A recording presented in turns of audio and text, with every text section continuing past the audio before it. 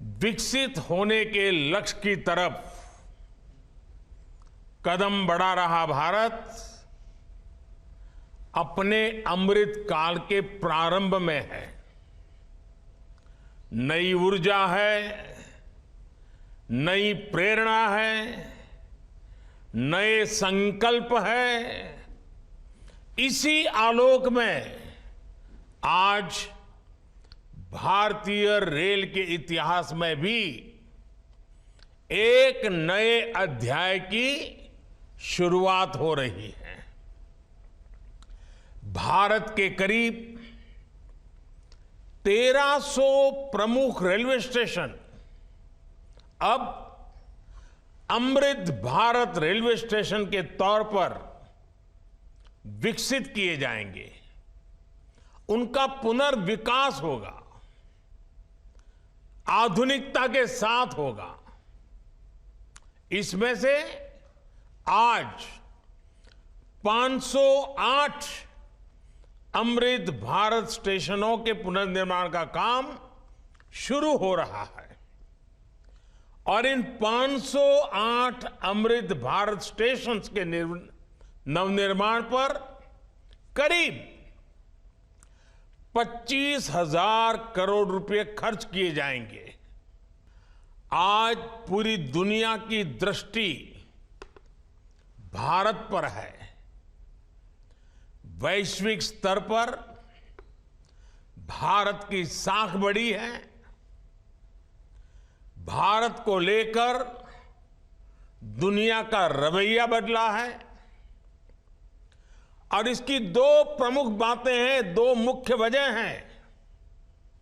पहली, आप देशवासी भारत के लोगों ने करीब करीब 3 दशक बाद, 30 साल बाद देश में पूर्ण बहुमत की सरकार बनाई। वो पहली वजह। और दूसरी वजह है पूर्ण बहुमत की सरकार उसी स्पष्टता के साथ जनता जनार्दन की उनकी भावना का आदर करते हुए बड़े बड़े निर्णय लिए, चुनौतियों के स्थायी समाधान के लिए अविरत काम किया। आज भारतीय रेलवे भी इसका प्रतीक बन चुकी है।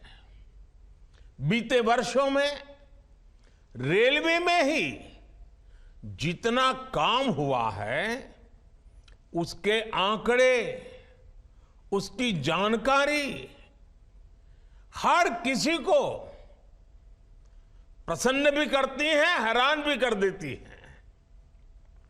जैसे दुनिया में south Africa, Ukraine, Poland, UK और स्वीडन जैसे देशों में जितना रेल नेटवर्क है, उससे ज्यादा रेल ट्रैक हमारे देश में इन 9 वर्षों में बिछाए गए हैं।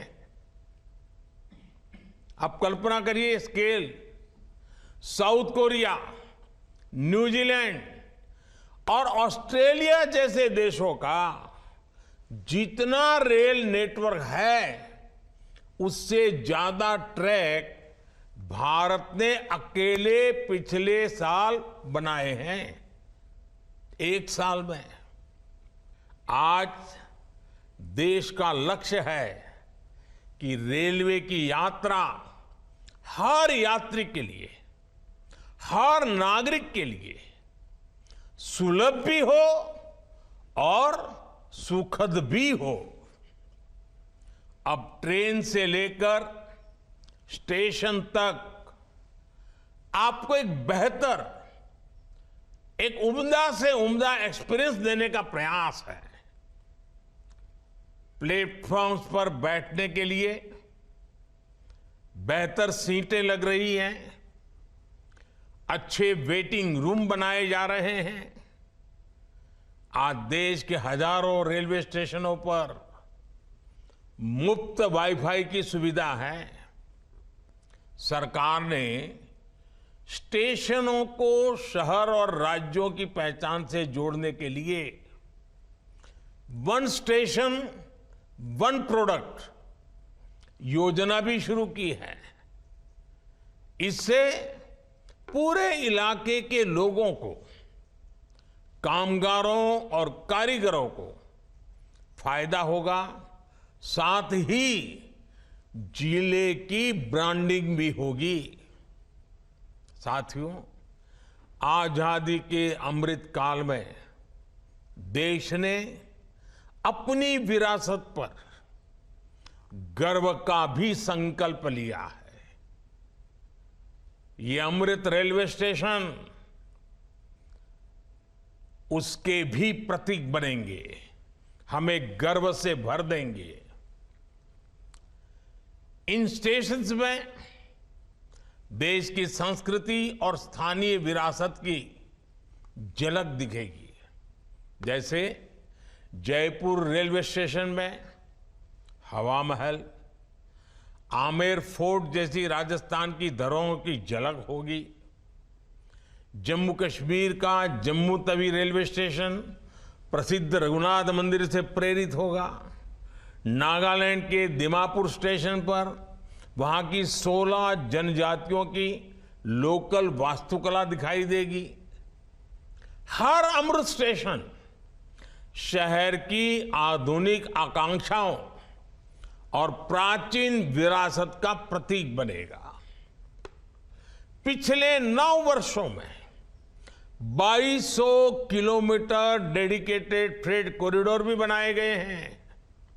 इसकी वजह से माल गाड़ियों के ट्रेवल टाइम में काफी कमी आई है।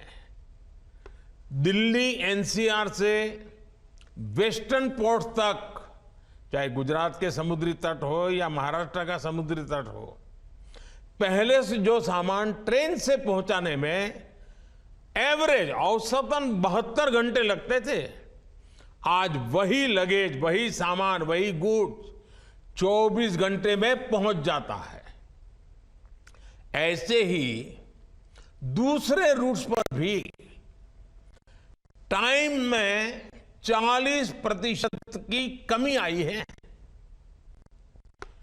ट्रैवल टाइम में कमी आने का मतलब है कि मालगाड़ियों की गति बढ़ी है और सामान भी अब ज्यादा तेजी से पहुंच रहा है। इसका बड़ा लाभ हमारे उद्यमियों, कारोबारियों और खास करके हमारे किसान भाई बहनों को हो रहा है। हमारी फल सब्जियां अब ज्यादा तेजी से देश के एक कोने से दूसरे कोने तक जा रही है। हमारा जोर भारतीय रेलवे को आधुनिक बनाने के साथ ही पर्यावरण फ्रेंडली बनाने पर भी है। बहुत जल्द भारत के 100% रेल ट्रैक्स इलेक्ट्रिफाइड होने जा रहे हैं। यानी कुछ ही वर्षों में भारत की सारी ट्रेनें सिर्फ बिजली से चला करेगी। इससे पर्यावरण की कितनी बड़ी मदद होगी, आप अंदाजा लगा सकते हैं। 9 वर्षों में सोलर पैनल से बिजली बनाने वाले रेलवे स्टेशनों की संख्या भी 1200 से ज्यादा हो गई है। लक्ष्य यही है कि आने वाले समय में सभी स्टेशन ग्रीन एनर्जी बनाएं। From breaking news, detailed analysis, in-depth interviews and explainers, follow the Times of India. Subscribe to our YouTube channel. Don't forget to like our videos and hit the bell icon to stay updated with the latest.